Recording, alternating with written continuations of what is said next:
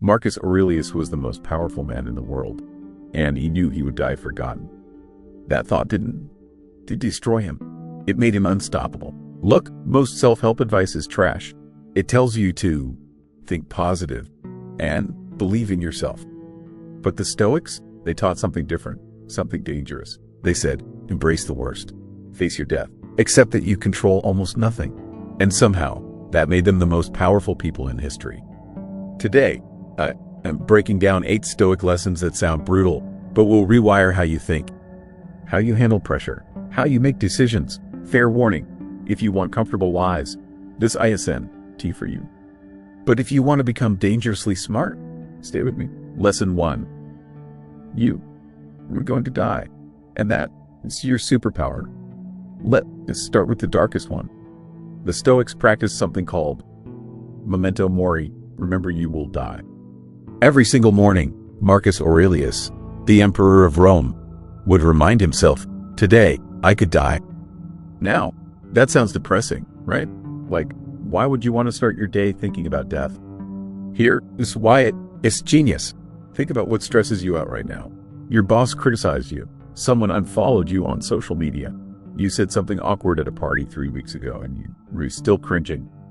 These things feel huge. They feel like they matter. But here is the truth bomb. In 100 years, none of this exists. You don't exist.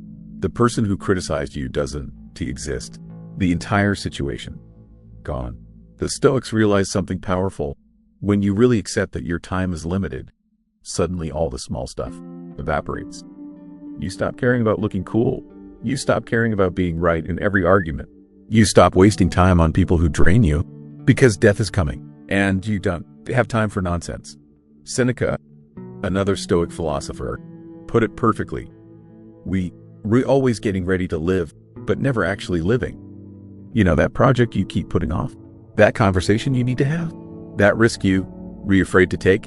Memento mori says, do it now, because someday, isn't promised. This isn't about being morbid. It is about being awake. Most people sleepwalk through life, thinking they have unlimited time. They waste years in jobs they hate, relationships that drain them, habits that destroy them, and they keep telling themselves, I'll change later. I'll do it next year. I have time. You don't. When Steve Jobs was diagnosed with cancer, he said, remembering that you are going to die is the best way I know to avoid the trap of thinking you have something to lose. Think about that. The fear of death defeats the fear of failure. Because what's the worst that happens? You fail, you look stupid. So what? We're going to die anyway. Might as well die trying. Here is your action step for lesson 1. Tonight, before you sleep, imagine this is your last week alive. 7 days. That is it. What would you do differently tomorrow? Who would you call? What would you say? What would you stop wasting time on? Now here is the kicker. Nothing actually stops you from living that way right now. Except you. Memento mori doesn't make life meaningless. It makes life urgent, precious, real. All right, lesson 2. This one is going to mess with your head. The Stoics had this concept called the dichotomy of control. Fancy name, simple idea. There are things you control and things you don't control. And here is where most people screw up their entire lives. They spend 90% of their energy on things they can control and ignore the 10% they actually can. You re-stuck in traffic. You re-furious. You re-honking. You re-cursing. Can you control the traffic? No. Can you control your reaction to the traffic? Yes. But we waste so much energy on the first one. You cannot control what people think of you. You cannot control whether you get hired for that job. You cannot control if it rains on your wedding day. You cannot control whether someone texts you back. You cannot control what your parents did to you as a kid. You cannot control the economy. You cannot control other people's opinions. You cannot control how attractive you are naturally. You cannot control your past mistakes. But you can control how much effort you put in. You can control how you respond to rejection. You can control whether you prepare a backup plan. You can control how you interpret what happens to you. You can control what you do next. You can control your attitude right now. You can control what you focus on. You can control your habits. You can control what you do with your past. Epictetus, who was born into servitude, said it's not what happens to you, but how you react to it that matters. Think about that. A person without freedom. He had no control over his circumstances, mistreated, controlled by others, confined. And somehow, he became one of the most free-thinking philosophers in history. How? He stopped trying to control what he could not, and he mastered what he could, his mind. Let me give you a modern example. Two people get fired from their job. Person A says, "This is unfair. The world is against me. I am a victim. Nothing ever works out for me." Person B says, "Okay, that sucks. What is my next move? Who can I call? What can I learn from this? Where is the opportunity?" Same situation, completely different results. Why? Because person B understands the dichotomy of control. Here's where this gets really practical. You post something online. Could be a photo, a tweet, whatever. Some people like it, some people hate it, some do not care. Now, most people check obsessively. Refresh, refresh, refresh. Getting anxious about every comment. Why? You cannot control how people react. It is already out there.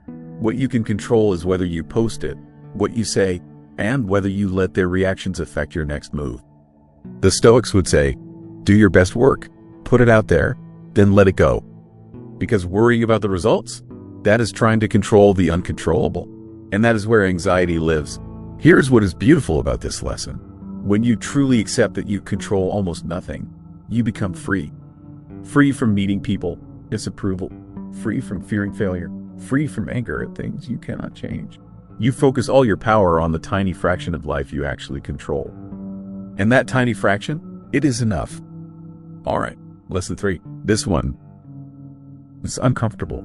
Your emotions lie to you constantly. Now, before you think I am saying, done, feel emotions, that is not it. The Stoics felt everything. Fear, anger, sadness, joy. But here, that's what they understood.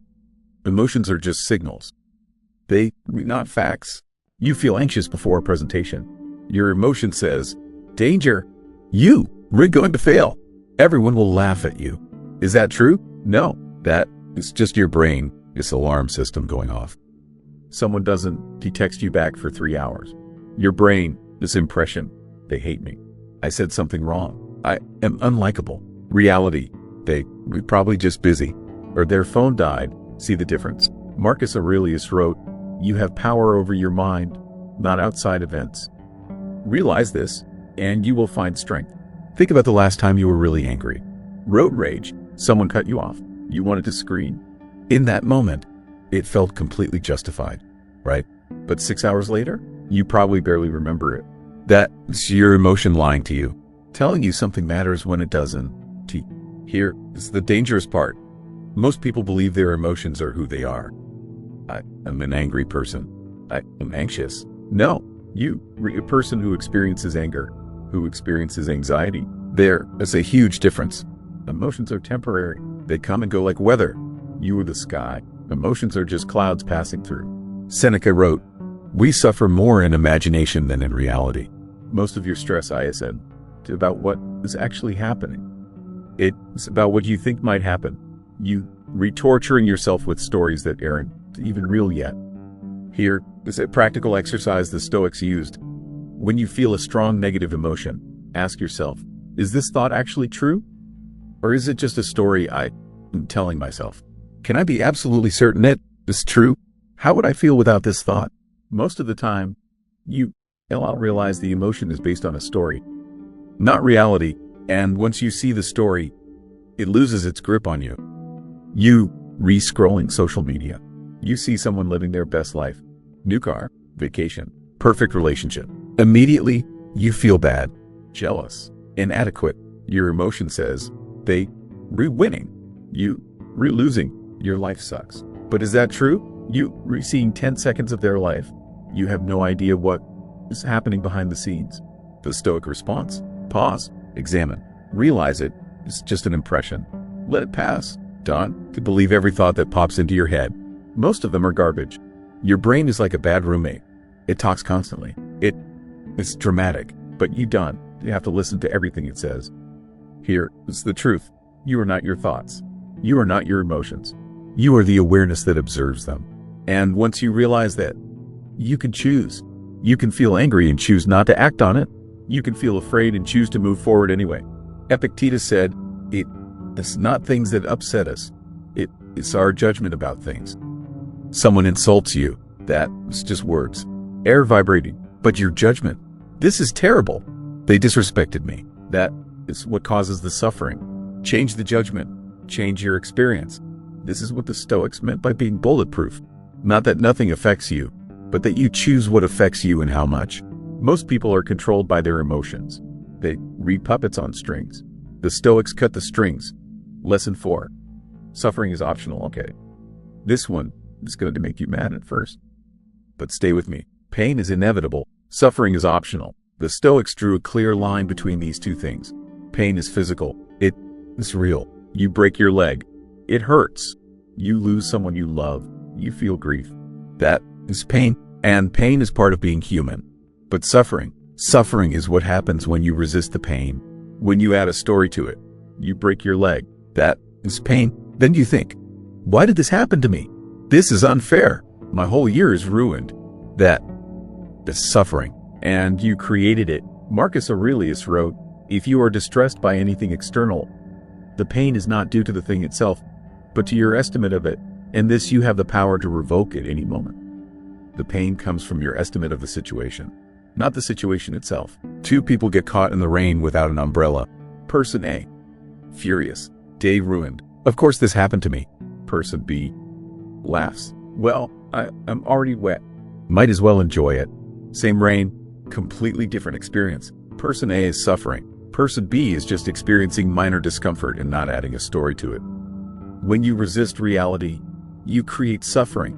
Last time you got stuck in traffic, or your flight got delayed, if you spent that time angry, frustrated, you suffered twice. Once from the actual inconvenience, and again from your resistance to it. But if you just accepted it, okay, this is happening. What now? You only experience the inconvenience. Seneca said, a gem cannot be polished without friction, nor a person perfected without trials. Every difficult thing you go through is either making you stronger or making you bitter. The difference, whether you resist it or accept it. Now, I know what you... Rethinking. But what about real trauma? Real loss? You rewrite. Some pain is massive, devastating. The Stoics knew this. They lost children. They lost everything. But resisting the reality of what happened doesn't to change it. It just adds more pain on top. Acceptance doesn't mean you like what happened. It means you stop fighting the fact that it did happen. You can change the past, ever, but you can choose what you do next. Viktor Frankl survived Nazi concentration camps. He watched his family die. And he wrote, everything can be taken from a man but one thing, the last of human freedoms. To choose one is attitude in any given set of circumstances. If he can choose his attitude in a concentration camp, you can choose yours in traffic. That is not minimizing your problems. It's showing you how much power you actually have. Here is your action step. Next time something goes wrong, and it will, try this. Instead of asking, why me? Ask, what now? That one shift from victim to actor, from resistance to acceptance, changes everything. Pain says, this hurts. Suffering says, this shouldn't be happening. I can. To handle this. Stop adding the second part. Just feel the pain, let it exist, and then decide what to do about it. The Stoics weren't trying to eliminate pain from life. That was impossible. They were trying to eliminate unnecessary suffering. And most suffering is unnecessary. Reality doesn't care about shit. Reality just is. Accept reality, and suddenly you have the power to change what comes next. Lesson 5. Your opinions are making you weak here. It's a truth that is going to sting. Most of your opinions, not even yours. You inherited them from your parents, your friends, the media, social media, that one teacher you had in high school. And those opinions are running your life. The Stoics understood something radical. Most beliefs are just stories we repeat until we think they re-facts. I'm not good at math. I'm not a morning person. I could never do that. People like me don't succeed. Who told you that? And why did you believe them? Marcus Aurelius wrote, everything we hear is an opinion, not a fact. Everything we see is a perspective, not the truth. Think about how many decisions you've made based on opinions you never questioned. You didn't apply for that job because you believed you weren't qualified enough. Says who? That it's just an opinion. You didn't talk to that person because you believed they were out of your league. Based on what? Another opinion. You stayed in a situation that drained you because you believed you couldn't do better. Who decided that? The Stoics practiced radical skepticism about their own thoughts. Every time they caught themselves thinking, I can, or I should, or that is just how things are, they stopped and asked, is that actually true? Here is what is dangerous about unchallenged opinions. They become your prison. You build walls around yourself with thoughts like, I'm too old to start something new. I'm not smart enough. I'm just unlucky. That is not who I am. And then you wonder why your life feels stuck. Epictetus, remember, the guy who was born a slave. He said, freedom is the only worthy goal in life. It is won by disregarding things that lie beyond our control. But here, it's the twist. Your opinions are within your control. You can change them right now, today. That belief that has been holding you back for 10 years, you can drop it in 10 seconds. Here is how the Stoics did it. They would take their strongest belief and argue the opposite side, force themselves to see it differently. I'm terrible at public speaking. Okay, what if that is not true? What if you were just inexperienced?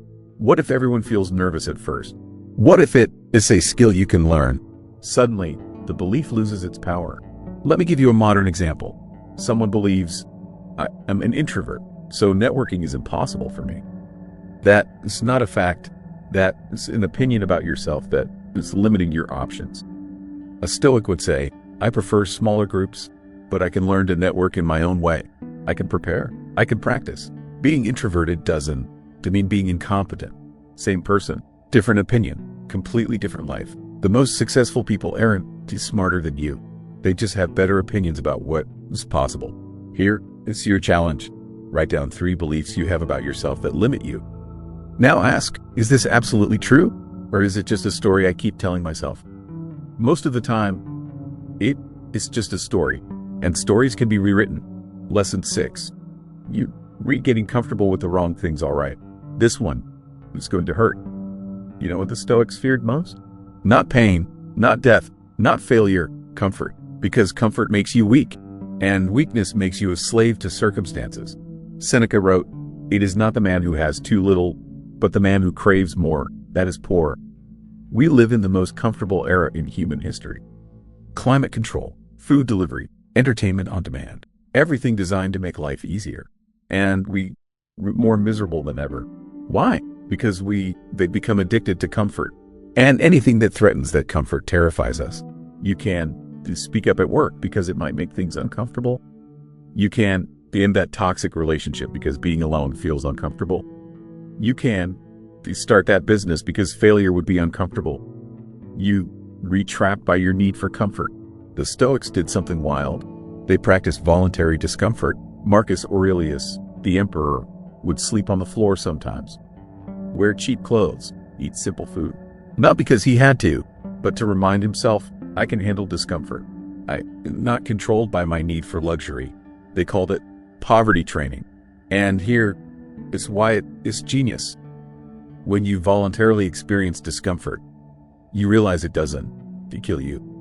It's not that bad. You can handle it. And suddenly, you're not afraid anymore. You're not afraid to take risks because, you can handle failure. You're not afraid to speak up because you can handle conflict. You're not afraid to try because you can handle looking stupid. Comfort is a trap. It feels good in the moment, but it makes you fragile.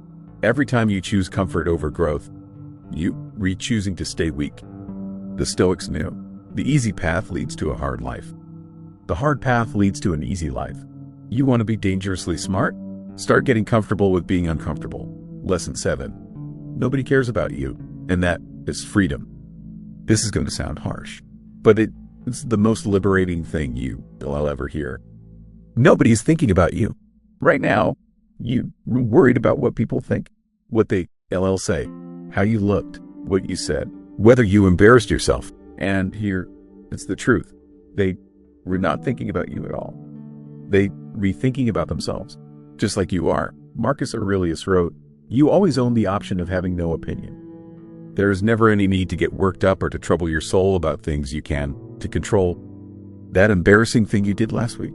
You were the only one still thinking about it. That stupid thing you said at the party. Everyone else forgot it before they got home. That post that got no likes? People scrolled past it in half a second and moved on with their lives. The Stoics understood. Everyone is the main character in their own story. You were just a background character and everyone else is. And that is not depressing. That is freedom. Because if nobody is really watching, you can take risks. You can fail. You can try weird things. You can be yourself. The spotlight you think is on you, it doesn't exist. Epictetus said, if you want to improve, be content to be thought foolish and stupid. Stop performing for an audience that isn't paying attention. Think about how much energy you waste managing your image, trying to look smart, trying to look successful, trying to look like you have it all together. What if you just stopped? What if you admitted you done? Do you know something? What if you failed publicly? What if you looked ridiculous? The world wouldn't end. People might judge you for about 5 minutes. Then they move on to worrying about themselves again. Here is a test. Think about someone you know. Now try to remember an embarrassing thing they did. Do you remember? Exactly. That's how much people remember your embarrassing moments. The Stoics weren't saying be reckless or careless. They re-saying, stop letting the fear of judgment control your life. Because that fear is based on a lie. The lie that people care more about you than they actually do. They don't. And that is beautiful. You are free to fail, free to experiment, free to be exactly who you are. Because nobody is watching as closely as you think they are. Here is the final lesson. And it's the one that ties everything together. The thing that is blocking you, that is not your problem. That is your path. The Stoics had this concept. The obstacle is the way. Whatever is standing in your way, is stopping you from reaching your goal. It is your goal. Marcus Aurelius wrote, the impediment to action advances action. What stands in the way becomes the way. Let me break this down because it sounds like philosophical nonsense at first. You want to start a business, but you have no money. That is not the obstacle. That is the training. Learning to start with nothing teaches you resourcefulness, creativity, hustle, the exact skills you need to succeed. If you started with money, you skip that lesson, and you probably fail later when things got hard. The obstacle is teaching you what you need to know. You want to get in shape, but you hate exercise. That is not the obstacle. That is the practice. Learning to do things you don't want to do is the most valuable skill in life. Discipline beats motivation every time. The obstacle is building your discipline. You want a relationship, but you keep getting rejected. That is not the obstacle. That is the refinement. Every rejection teaches you something about yourself, about what you actually want, about how to show up better. The obstacle is making you into someone worthy of what you want. See the pattern? Every obstacle contains the exact lesson you need to learn to get what you want. But most people see an obstacle and quit, or complain, or blame. The Stoics saw an obstacle and got curious. What is this trying to teach me? Think about something you're struggling with right now. You can see it as a wall blocking your path, or you can see it as a door you haven't learned to open yet. The Stoics would say, the universe isn't punishing you. It is training you, that difficult boss. They reteaching you patience and how to deal with difficult people. That financial struggle, it is teaching you the value of money and how to manage it. That heartbreak, it is teaching you about yourself and what you really need. Nothing is wasted. Everything is useful if you are willing to learn. Seneca wrote, difficulties strengthen the mind as labor does the body. You don't get strong by lifting light weights. You get strong by struggling with heavy ones. Life is the same way. The easy path doesn't make you better. The hard path does. So when you hit an obstacle, don't ask, why is this happening to me? Ask, what is this making possible? Because every obstacle is an opportunity in disguise. You just have to be smart enough to see it. All right, they covered 8 brutal lessons. Now let's talk about what this actually means for your life.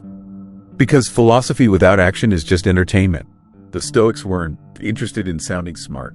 They were interested in becoming unshakable. And here is what is wild. These 8 lessons aren't separate. They all connect into one powerful system. You were going to die. So stop wasting time on things that don't matter. You control almost nothing. So focus all your power on what you can control. Your emotions lie to you. So learn to observe them instead of being controlled by them. Suffering is optional. So stop resisting reality and start working with it. Your opinions are making you weak. So challenge every belief that limits you. You're getting comfortable with the wrong things. So start embracing discomfort on purpose. Nobody cares about you. So stop performing and start living. The obstacle is the way. So use every challenge as fuel. See how it works? Each lesson removes a chain. And when all the chains are gone, you free. Free to take risks without fear of failure. Free to speak truth without fear of judgment. Free to pursue what matters without fear of loss. Free to face any obstacle without fear of defeat. That is what the Stoics meant by freedom. Not doing whatever you want, but being controlled by nothing. Marcus Aurelius was the most powerful man in the world. He could have anything he wanted, but he wrote in his journal every night, reminding himself of these lessons. Why? Because he knew external power means nothing if you are a slave to your emotions, your comfort, your need for approval. Real power is internal. It is the ability to face anything and remain yourself. And here is the beautiful part. You don't need to be an emperor to have this power. You can start today, right now. The transformation. Let me paint you a picture of what changes when you actually live these lessons. Before, you wake up anxious. Check your phone. Compare yourself to others. Feel behind. Feel inadequate. After, you wake up knowing today could be your last. You ask, what matters? What do I actually want to do? And you do that. Before, someone criticizes you. You spiral. You defend yourself. You lose sleep thinking about it. After, someone criticizes you. You consider if it is true. If it is, you learn. If it isn't, you move on. Either way, you refine in 5 minutes. Before, you face a problem. You panic. You complain. You blame. You feel stuck. After, you face a problem. You pause. You ask, what can I control here? What is the lesson? What is my next move? And you act. Before, you want something, but you afraid. Afraid of failing. Afraid of judgment. So you try. After, you want something. You try. If you fail, you learn. If you succeed, you grow. Either way, you be better off than if you never tried. That is the difference. The Stoics weren't superhuman. They felt fear. They felt pain. They struggled. But they had a system for dealing with it. And that system changed everything. You can have that system too. All right. 8 brutal lessons. Now here is what this actually means. These lessons aren't separate. They connect into one system. You are going to die. So stop wasting time. You control almost nothing. So focus on what you can. Your emotions lie. So observe them. Don't obey them. Suffering is optional. Stop resisting reality. Your opinions make you weak. Challenge every limiting belief. Comfort makes you fragile. Embrace discomfort. Nobody cares about you. So stop performing. The obstacle is the way. Use every challenge as fuel. Each lesson removes a chain. When the chains are gone, you free. Free to take risks without fear of failure. Free to speak truth without fear of judgment. Free to face any obstacle without breaking. That is real power. Not external control, internal freedom. Before, you wake up anxious. Compare yourself. Feel behind. After, you wake up knowing today could be your last. You ask what matters, and you do that. Before, someone criticizes you. You spiral for days. After, you consider if it is true. Learn or move on. Either way, you refine in 5 minutes. Before, you face a problem. You panic. Feel stuck. After, you ask what you can control. Find the lesson. Take action. That is the difference. Pick one lesson, the one that hit hardest. Practice it for 7 days. Memento mori. Every morning, this could be your last day. What would you do differently? Dichotomy of control? When stressed. Can I control this? If yes, act. If no, let go. Emotions as liars? When feeling strong emotion. Is this thought actually true? Just one lesson, 7 days. Start there. Marcus Aurelius didn't become Stoic overnight. He practiced daily for years. You don't need perfection. You need practice. 2,000 years ago, a slave and an emperor practiced the same philosophy. One had nothing. One had everything. They both found the same truth. External circumstances don't determine your life. Your mind does. Every obstacle is practice. Every emotion is a chance to observe instead of react. Every moment of comfort is a choice. stay weak or get strong. The world keeps throwing challenges. That never stops. But you can become someone who handles them. Not perfectly, but stronger, freer. That is being dangerously smart. Not knowing more facts, seeing reality clearly, having courage to live by your values, not others' expectations. Being unshakable. So here, this is my challenge. Don't just watch and move on.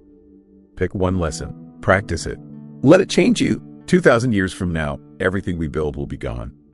But ideas that make us stronger, those are eternal. The Stoics proved it. Now it is your turn. If this helped, subscribe. We go deep on ancient wisdom that works.